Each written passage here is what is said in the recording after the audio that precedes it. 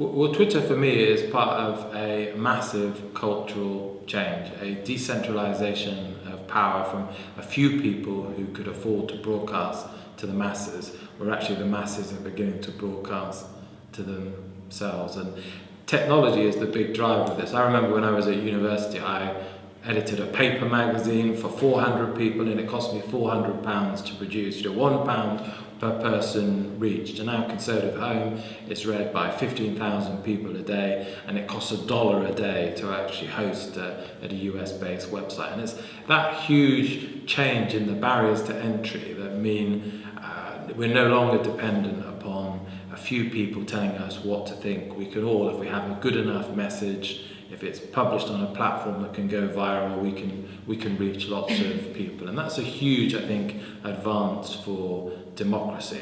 The dichotomy between traditional media and social media is a false one. I think there's just media. The way people engage news, the way people create and distribute news has fundamentally changed. People comment on what's happening on platforms like Twitter. Links from mainstream media get distributed on Twitter. People comment during a TV program. And all of these elements together fundamentally change the way we perceive issues, change the way we receive the information that shapes our opinion, and changes the way people engage and organize around specific events. And it's no longer a cycle, it's fundamentally a stream where the two are constantly conversing and engaging. Because in the same way, mainstream media is very much influenced by what happens on platforms like Twitter as sources, as elements for finding insight, finding commentators, and finding various things which enrich their coverage, or oftentimes finding bits of information which they then broadcast, for example, on the news, or informs their coverage during a news program. So what happens on Twitter doesn't stay on Twitter, but reaches many, many more people. But then also you see that people of all ages use the internet as a way of connecting initially and then taking their activities offline. So really I think what we see with the internet is great potential, and often it is only potential still, it's early days and we're yet to realise it, but great potential to deepen political participation, to broaden it out and get more people involved, but also to enable people to connect in a really authentic way in their local communities, facilitated by online. I think the points that I was very struck by I think David's comment that in a sense this was the people's spin. So you have the sort of political spin, and you can actually act through Twitter as the countervailing force of the people's spin. And Tom's point that it did improve the quality of debate because you couldn't get away with inaccuracy. The moment you said something stupid or unjustified on Twitter, out in the public domain, through Twitter you'd be very rapidly taken apart. And I thought that was a really interesting point of a sort of new form of much more democratic scrutiny.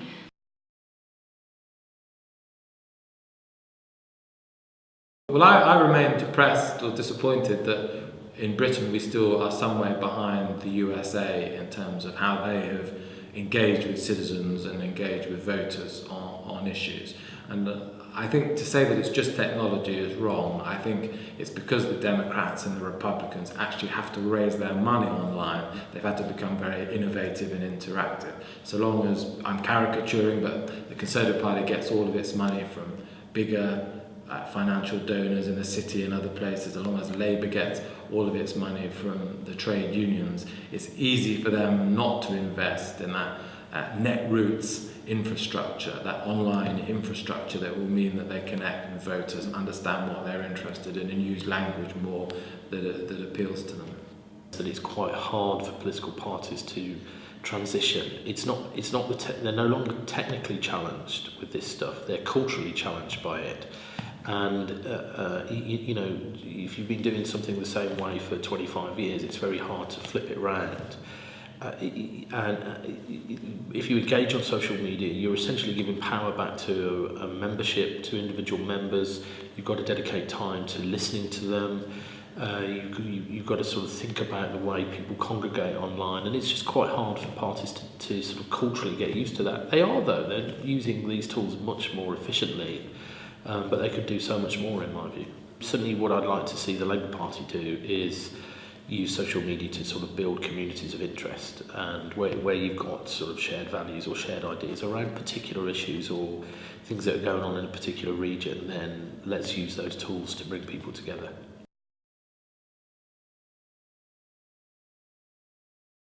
I think it's only just a matter of time for that to happen, and for me is probably the most interesting thing about the internet. In the centralised age, it was just a few newspapers and therefore a few issues that mattered, whereas now the internet allows the 10,000 people in the country who really care about human rights in Burma, or the 5,000 people who want to save a Scottish regiment, and for them that's their big issue in politics. They can matter now because they can identify themselves through social media and they can connect with politicians, and it's almost 1,000 micro issues that the internet brings alive that weren't brought alive in the centralised media age. One of the things I think is exciting and could be transformative about social media and its relationship with politics is the way that Twitter and Facebook, especially when coupled with email and blogs as well, make it a lot cheaper and easier for new players and new ideas to emerge on the political landscape. So an organisation like 38 Degrees can, with very, very little money and a tiny staff team, there's still only 6 of us, but we are connecting a community of nearly 1 million UK citizens and having a real influence over politics. And I think that's something that the internet makes it much more possible to do for new innovative organising models or ideas to gain a foothold, even if the political establishment and more traditional media outlets might initially not see them as things worth paying attention to do. Whether that's 38 Degrees speaking up for the idea that the forest shouldn't be sold off, or people connected to Conservative Home speaking up for the idea that there should be a broader debate about Britain's role in Europe. It's more possible for those at times slightly irritating voices, perhaps from the perspective of a politician, to be heard and to make sure that a proper conversation which explores all the policy options is actually taking place, rather than it being a stitch-up.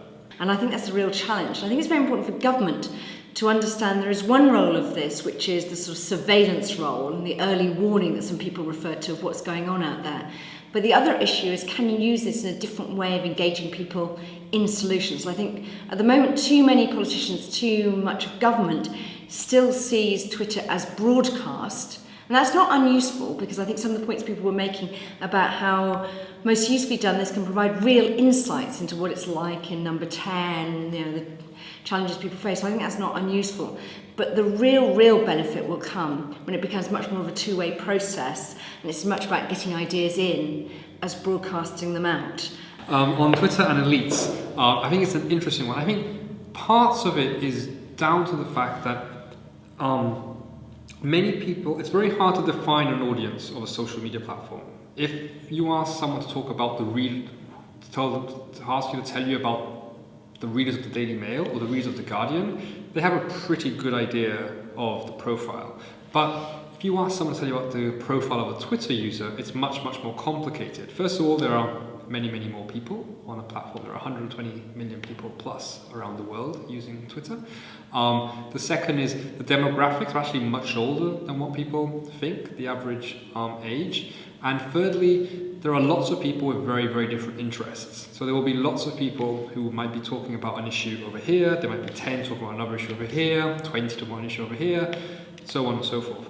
So if you look at that from the perspective of, say, the Westminster Village, where you've got a couple of hundred people, but they're fundamentally talking to themselves, unaware of the fact that there's all these other conversations happening, then it does sound like the realm of elites.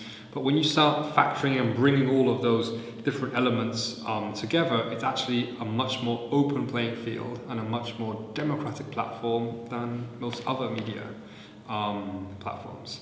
One point that I found really interesting this evening is the one that Tim Montgomery made at the very end, when he said, on Twitter, every event seems really big, and oftentimes it then disappears after 24 hours, or sometimes it stays. And a really big challenge for politicians and government is to understand, when everything seems so important and big and it trends, what is actually an important event. And that requires I think, different skills and judgment, and for skills and judgment to be applied very, very quickly.